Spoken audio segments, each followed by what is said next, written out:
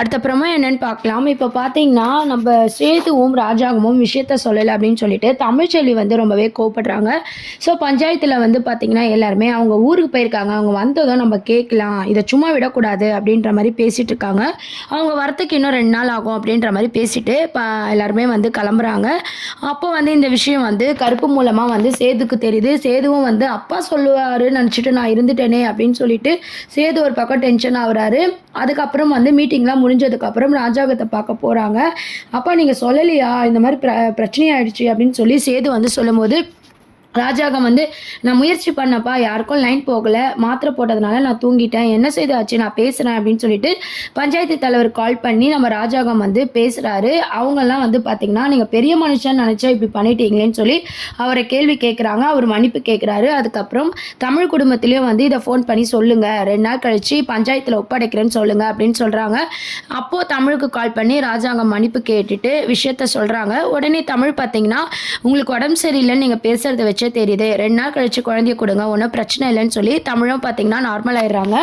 இந்த மாரி விஷயம் பேசிட்டு இருக்கும்போது பார்த்தீங்கன்னா, நடுவுல வந்து ஐஸ்வர்யா இன்னும் வரலையே! என்ன ஆச்சுன்னு சொல்லிட்டு ஈஸ்வரியும், சித்ராவும் பேசிட்டு இருக்காங்க. இன்னைக்கு பஞ்சாயத்து நாளாச்சே, மீனாட்சிய குடுக்கணுமே, இன்னும் சேதுவ காணோம்னு சொல்லிட்டு ஐஸ்வர்யாவுக்கு ஈஸ்வரி கால் பண்றாங்க. "எங்க ஐஸ்வர்யா வரீங்க?" அப்படின்னு சொல்லிட்டு, "நாங்க இப்ப வரல வர 2 நாள் ஆகும். இந்த மாரி எல்லாருமே தான் இங்க இருக்கோம்." அப்படின்ற மாரி ஐஸ்வர்யா சொல்றாங்க. "குழந்தையெல்லாம் குடுத்துட்டு நீயும் சேதுவும் இருந்தா ஓகே. குழந்தையோட அங்க என்ன பண்றீங்க?" அப்படின்னு சொல்லும்போது, "இங்க வந்ததுலேருந்து மாமா என் கூடவே இல்ல.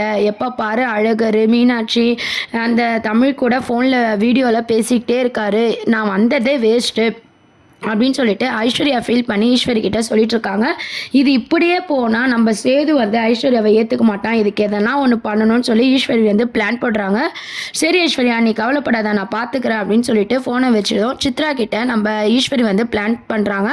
சித்ராவும் ஈஸ்வரியும் என்ன பிளான் பண்றாங்கன்னா, தமிழை வந்து இதை வச்சு ஏற்றி விட்டு தமிழ்கிட்டயே அந்த 2 குழந்தை இருக்கிற மாதிரி பண்ணால் மட்டும்தான் ஐஸ்வர்யா வாழ்க்கையிலேருந்து அந்த மீனாட்சியும் அந்த அழகரும் வந்து இங்கே வராமலும் இருப்பாங்க. சேதுவும் மீனாட்சியும் வாழ்க்கை ஆரம்பிப்பாங்க அப்படின்னு சொல்லிட்டு முதல்ல அங்கே இருக்கிற குழந்தைய நம்ம கைக்கு கொண்டு வரணும். பஞ்சாயத்து படி பார்த்தா இன்னைக்கு அழகர் நம்ம வீட்டில் தானே இருக்கணும். அதை வச்சு ஒரு பிரச்சனை பண்ணுவோம். அப்போ தான் வந்து தமிழுக்கு கோவம் வரும். மீனாட்சியை உடனே அவங்க கூப்பிட்டு வருவாங்க. நம்ம நினச்சபடி சேது வேலையாக இருக்குன்னு சொல்லி ஐஸ்வர்யாவும் சேதுவும் அங்கேயே இருப்பாங்க அப்படின்னு சொல்லிட்டு ஈஸ்வரி பிளான் போடுறாங்க. தமிழ் வீட்டுக்கு போகிறாங்க. தமிழ் வீட்டுக்கு போனதும் பார்த்தீங்கன்னா அங்கே யாருமே இல்லை. எல்லாரும் வேலையாக இருக்காங்க. அந்த டைமில் ஈஸ்வரி வந்து பார்த்தீங்கன்னா குழந்தைங்கள தூக்கின்னு வந்துடுறாங்க. அழகரை கூட்டின்னு வந்துட்டு இந்த மாதிரி நம்ம ஈஸ்வரி தூக்கிட்டு போகிறத வந்து தனம் வந்து பார்த்து கத்துறாங்க. ஈஸ்வரி வேகமாக கூப்பிட்டு போயிடுறாங்க. அப்போ வந்து பாட்டிமா கிட்டலாம் தனம் சொல்கிறாங்க, இந்த மாதிரி குழந்தைய ஈஸ்வரி அவங்க வந்து தூக்கிட்டு போகிறாங்க அப்படின்னு சொல்லிட்டு. உடனே பாட்டிமாவுக்கு கோவம் வருது. தமிழும் பார்த்தீங்கன்னா எங்கே குழந்தைய காணும்னு சொல்லி அழுதுட்டு இருக்காங்க. அந்த மாதிரி ஈஸ்வரி எடுத்துகிட்டு போனா அப்படின்னு தெரிஞ்சதும் தமிழும் பார்த்தீங்கன்னா கோவப்படுறாங்க. அப்போ வந்து வீட்டுக்கு போன ஈஸ்வரி பார்த்தீங்கன்னா மோகனா கிட்ட சொல்கிறாங்க, இந்த மாதிரி குழந்தைய நாங்கள் எடுத்துகிட்டு வந்துட்டோம் அப்படின்னு சொல்லிட்டு. நியாயமாக இன்னைக்கு நம்ம அழகர் நம்ம வீட்டில் தானே இருக்கணும், அதான் எடுத்துகிட்டு வந்தேன். அவங்க நம்ம மீனாட்சியை கொடுக்கலன்னா என்ன, அழகர் நம்ம வீட்டில் தானே இருக்கணும், அதானே பஞ்சாயத்து தலைப்பு, அதான் தமிழ்ச்செல்வி வீட்டிலேருந்து நான் எடுத்துகிட்டு வந்தேன் அப்படின்னு சொல்லி மோகனா கிட்ட வந்து ஈஸ்வரி சொல்லிட்டு இருக்காங்க. எதுக்கு இந்த பிரச்சனை, தேவையில்லாத வேலை அப்படின்னு சொல்லி ஈஸ்வரி கிட்ட மோகனா வந்து அட்வைஸ் பண்ணிட்டு இருக்காங்க. அந்த டைம் பார்த்தீங்கன்னா பாட்டிமா வந்து கால் பண்ணுறாங்க. "என்ன மோகனா, என்ன நினச்சிட்டு இருக்கீங்க அந்த வீட்டில், குழந்தைய கொல்லாமல் எடுத்துகிட்டு போனால் என்ன அர்த்தம்?" அப்படின்னு சொல்லி கோவப்படுறாங்க. உடனே ஈஸ்வரி பார்த்தீங்கன்னா ஃபோனை வாங்கி பேசுகிறாங்க. "இல்லத்த, நியாயமாக பார்த்தா அழகர் இன்னைக்கு எங்கள் வீட்டில் தானே இருக்கணும், இன்னைக்கு திங்கக்கிழமை தானே" அப்படின்னு சொல்லிட்டு, "அதான் அவங்கெல்லாம் உடம்பு சரியில்லை, மீட்டிங்காக இருக்காங்க, அது மட்டும் இல்லாமல் வர 2 நாள் ஆகும்னு தகவல் சொல்லி விட்டாங்களே, இப்போ எதுக்கு நீ குழந்தைய தூக்கிட்டு போன?" அப்படின்ற மாதிரி கேட்குறாங்க.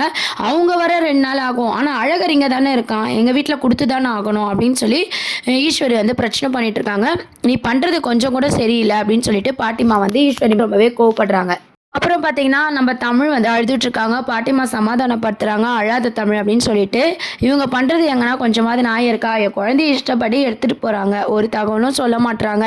நானே கேட்டால் தகவல் சொல்கிறாங்க. இப்போ என்கிட்ட இருக்கிற இன்னொரு குழந்தையும் வாங்கிட்டு போயிட்டாங்க. இப்போ என் 2 குழந்தையும் இல்லாமல் நான் அனாதையாக நிற்கிறேன்" அப்படின்னு சொல்லி தமிழ் வந்து அழுகுறாங்க. "இதுக்கெல்லாம் காரணம் நீங்கள் தான்" சொல்லி பாட்டிம்மாவை பார்த்து கேட்டு அழுகுறாங்க.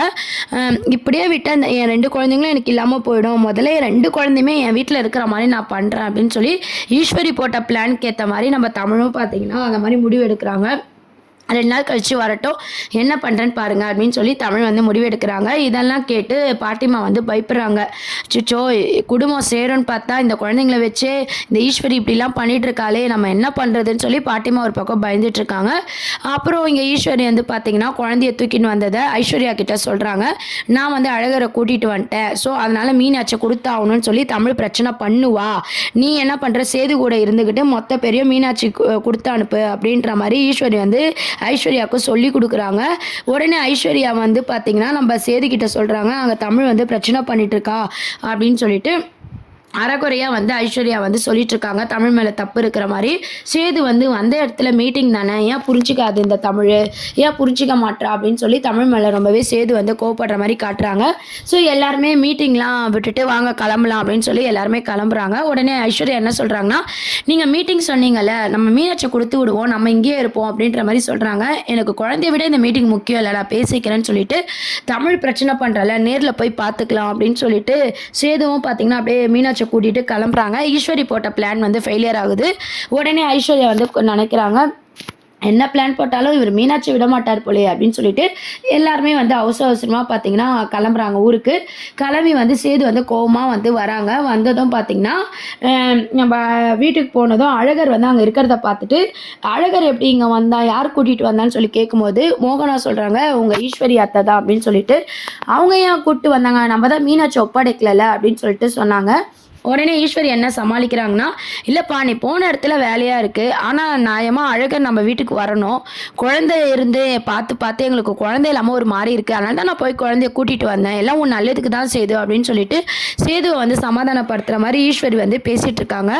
அப்போ பார்த்தீங்கன்னா வந்து ரொம்ப கோவப்படுறாங்க. நீங்கள் பண்ண வேலையால் தான் அங்கே தமிழ் பிரச்சனை பண்ணிட்டு இருக்கா அப்படின்னு சொல்லிட்டு சேது வந்து பார்த்தீங்கன்னா ஈஸ்வரி கிட்டேயே கோவப்படுறாங்க. மோகனா வந்து நான் அப்போவே சொன்னேன் ஈஸ்வரி, இது தேவையில்லாத வேலை அப்படின்னு சொல்லிட்டு பேசிகிட்டு இருக்காங்க. ஏற்கனவே ராஜாங்கத்துக்கு உடம்பு சரியில்லை, இல்லை புது பிரச்சனை தேவையா அப்படின்ற மாதிரி எல்லாருமே வந்து யோசிச்சுட்டு இருக்காங்க. அதுக்கப்புறம் தமிழ் வீட்டுக்கு நம்ம சேது போகிறாங்க. தமிழும் பார்த்தீங்கன்னா பஞ்சாயத்தை கூட்டி என் 2 குழந்தைங்களும் என்கிட்ட தான் இருக்கணும் அப்படின்ற மாதிரி திருப்பி ஃபஸ்ட்லேருந்து வந்து எடுத்துகிட்டு வர போகிறாங்க. அந்த மாதிரியான ஒரு சீன்ஸ் தான் அப்கமிங் ப்ரோமோவாக கொண்டு வராங்க. இப்போதைக்கு பார்த்தீங்கன்னா ஈஸ்வரி குழந்தைய கூட்டு போனதுனால 2 குழந்தையுமே அவங்க கிட்ட வச்சுக்கிறதா பிளான் போடுறாங்கன்னு சொல்லி தமிழ் வந்து இதுக்கப்புறம் ஒரு குழந்தை கூட அங்கே இருக்கக்கூடாதுன்னு சொல்லி யோசிக்கிறாங்க. எல்லாரும் எடுத்து சொல்லியும் பஞ்சாயத்தை வந்து தமிழ் வந்து கூட்டுறாங்க. சேது எல்லாருமே ஊர்லேருந்து வந்துட்டாங்க. பஞ்சாயத்து முன்னிலையில் ராஜாங்கம் சேது எல்லாருமே வந்து மன்னிப்பு கேட்குறாங்க. அந்த மாதிரி தவிர்க்க முடியாத காரணம் அப்படின்னு சொல்லிட்டு இது எல்லாத்துக்குமே வந்து ஈஸ்வரியால் தான் பிரச்சனை அப்படின்றத சேது யோசிக்காமல் நம்ம தமிழ் மேலே வந்து கோவப்படுறாங்க. தமிழ் வந்து இதுக்கு மேலே என் 2 குழந்தையும் என்னால் கொடுக்க முடியாது, தாய்கிட்டே ஒப்படைச்சிடுங்க. இவங்க 2 நாள் சொல்லுவாங்க, 1 வாரம்னு சொல்லுவாங்க, அப்புறம் என்னோட இன்னொரு குழந்தையும் கூப்பிட்டு போவாங்க, இதெல்லாம் சரி வராது அப்படின்னு சொல்கிறாங்க. அதுக்கப்புறம் சேது எவ்வளோ சொல்லியும் தமிழ் வந்து கோவப்படுறாங்க. ஒரு அம்மாவோட தவிப்பை புரிஞ்சுக்கோங்க அப்படின்ற மாதிரி பஞ்சாயத்தில் வந்து தமிழ் கோவமாக வந்து பேசிகிட்டு இருக்காங்க. இதெல்லாம் கேட்டு பஞ்சாயத்தில் ராஜாங்கம் சார் என்ன இருந்தாலும் நீங்கள் பண்ணது வந்து தப்பு தான், சேது பண்ணது தப்பு தான் அப்படின்ற மாதிரி பஞ்சாயத்தில் வந்து சொல்கிறாங்க. இதை கேட்டு சேதுலாம் ரொம்பவே ஷாக் ஆகுறாங்க. என்ன மாதிரி தீர்ப்பு சொல்ல போகிறாங்க அப்படின்ற ஒரு சஸ்பென்ஸோடு தான் வந்து கதையை மூவ் பண்ண போகிறாங்க. நம்ம ஈஸ்வரியும் ஐஸ்வர்யாலாம் பார்த்திங்கன்னா ரொம்பவே சந்தோஷமாக இருக்காங்க. இதெல்லாம் தான் அடுத்த அப்கமிங் ப்ரோமோவாக இருக்குது. என்ன ஆக போகுதுன்னு சொல்லி வெயிட் பண்ணி பார்ப்போம். தேங்க்ஸ் ஃபார் வாட்சிங்.